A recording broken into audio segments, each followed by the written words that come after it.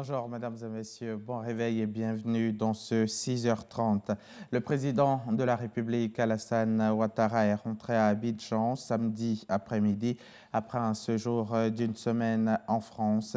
Vous le voyez en image, il a été accueilli à sa descente d'avion par le vice-président Daniel Kablan-Duncan, qu'accompagnait le Premier ministre Amadou Gon Coulibaly et plusieurs membres du gouvernement. Le chef de l'État va présider demain lundi 1er mai la cérémonie commémorative de la fête du travail. Ce sera au palais de la présidence de la République. La lutte contre la corruption préoccupe le gouvernement et l'Association ivoirienne pour la transparence et l'éthique en a fait son cheval de bataille. L'organisation donc AITE a récemment organisé à Abidjan des conférences autour du thème « État des lieux de la corruption en Côte d'Ivoire, bonnes pratiques de lutte contre ce fléau ». Il s'est agi d'informer et de sensibiliser tous les acteurs de haut niveau et la société ivoirienne dans son ensemble sur les dangers, les impacts de la corruption sur le fonctionnement des institutions, l'économie et la qualité de vie. On en parle avec Francis Boifou.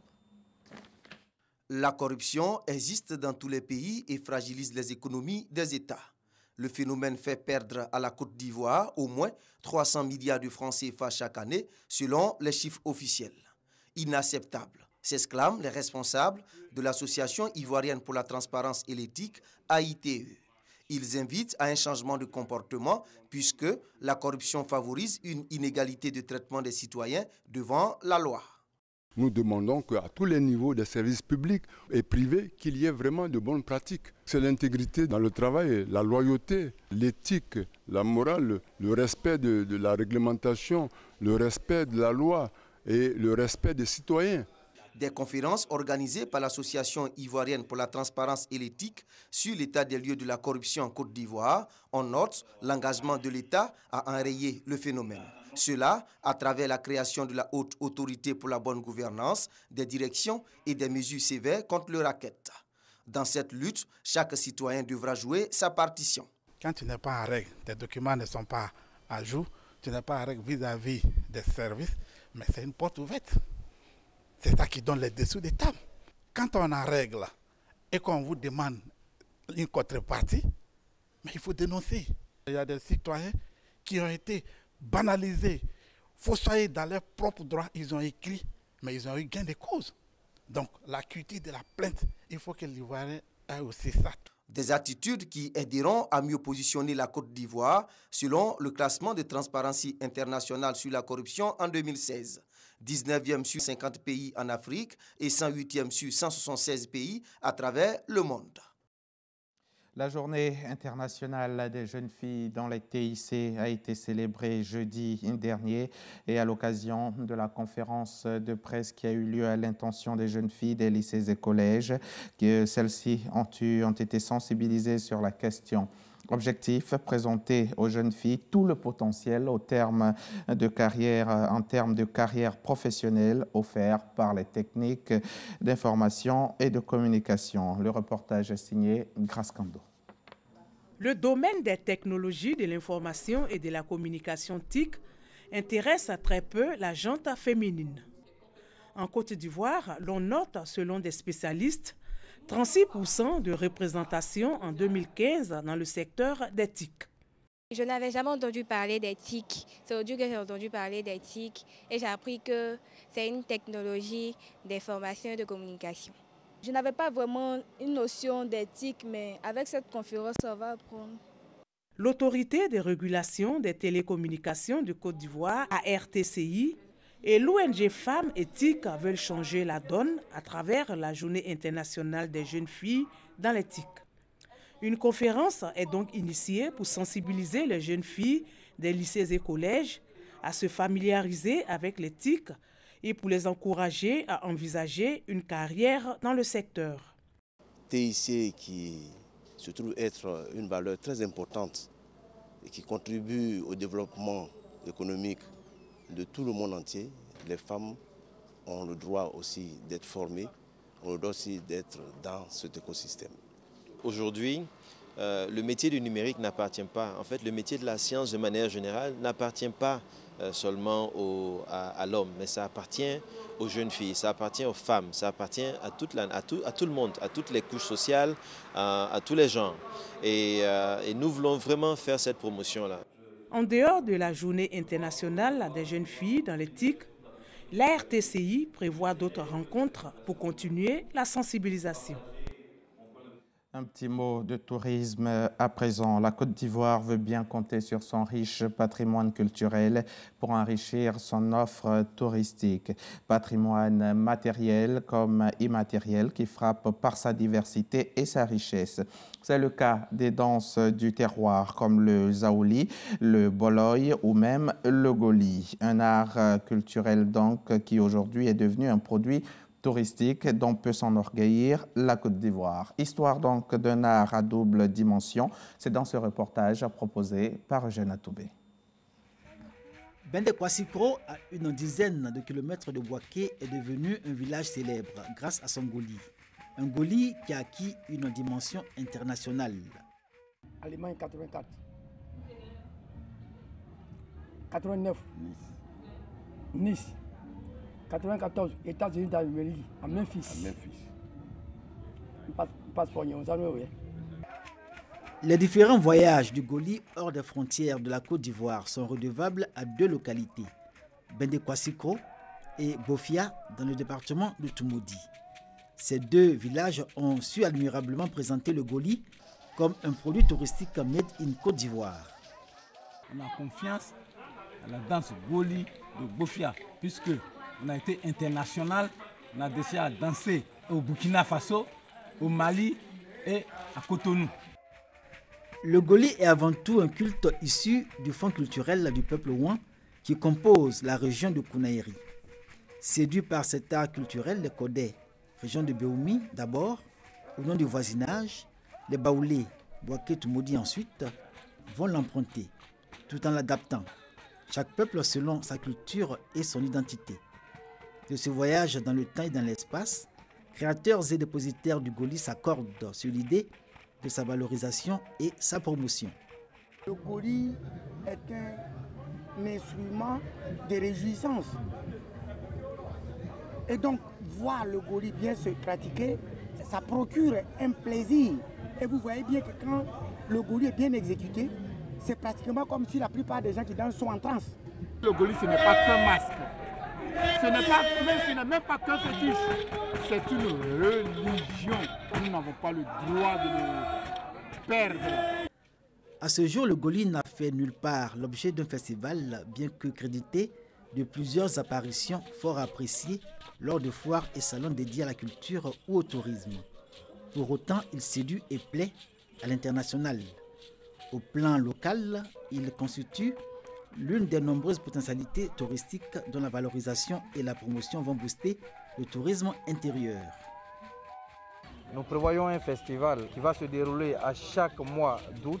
Cela sera pour nous une manière de permettre aux générations qui sont en ville, qui ne connaissent pas trop la culture, qui n'ont pas le temps de venir pendant cette période-là, de venir et de savoir ce qu'il y a comme culture, particulièrement connaître le Goli et savoir que le Goli est leur masque.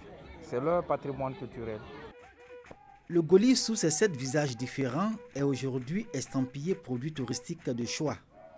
Trop peu d'honneur pour le riche patrimoine culturel ivoirien qui paie ainsi le prix de l'absence de stratégie hardie en faveur du tourisme comme facteur de richesse et de développement local. Le 8e jeu de la francophonie, c'est dans moins de 3 mois. Le ministre auprès du président de la République chargé des Jeux de la francophonie, Robert Begré-Mambé, mobilise les partenaires. Il leur a offert un déjeuner dans un restaurant ici à Abidjan, à Biétri, tout en leur demandant de s'associer à l'événement. Issa Chonan Yeo.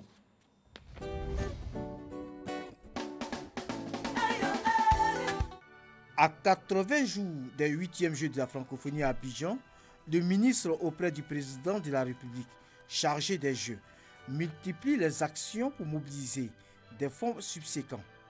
Un déjeuner a été organisé à cet effet dans un restaurant à Biétri pour sensibiliser les partenaires. nous avons surtout besoin aussi d'un accompagnement financier ou matériel. C'est vrai, le gouvernement a fait de gros efforts et la Côte d'Ivoire va certainement réussir le défi de loger les 4000 athlètes. Mais ça a demandé beaucoup d'efforts financiers. Je voudrais solliciter de vous votre soutien. L'appel du premier responsable des Jeux a été bien reçu par les partenaires. Puisque chacun des quelques bureaux de poste devra avoir un point de présence Wi-Fi gratuit pour les populations. Nous pouvons accompagner donc le village de l'INGS à avoir non seulement une connexion Wi-Fi gratuite, mais bénéficier des services de la Poste. Au-delà des Jeux, il y a les hommes d'affaires qui se rencontrent, il y a le forum économique. Et c'est en cela qu'aujourd'hui, Monsieur le ministre Mambé nous a donné l'occasion de réunir autour de lui tout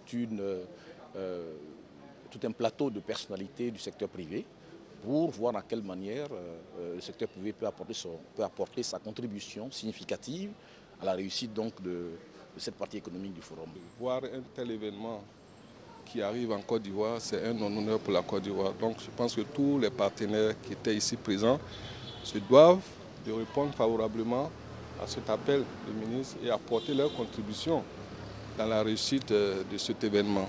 Et c'est ce que nous, l'ONACI, nous allons nous évertuer à faire. C'est la nation qui nous appelle. En ce qui concerne la CIE, nous prenons notre part. C'est le lieu de rappeler que le vice-président Daniel Kablan-Duncan, alors Premier ministre, avait ouvert la voie le 19 novembre 2016 lors du gala consacré aux partenaires. Ce jour-là, il a invité toutes les structures à s'associer à l'événement. Un appel attendu par des entreprises qui ont associé leur image à ces Jeux. Ce déjeuner organisé par le ministre n'est donc que la continuité de l'action entamée par le vice-président afin d'inviter les partenaires encore hésitants à se joindre à cet événement du monde francophone.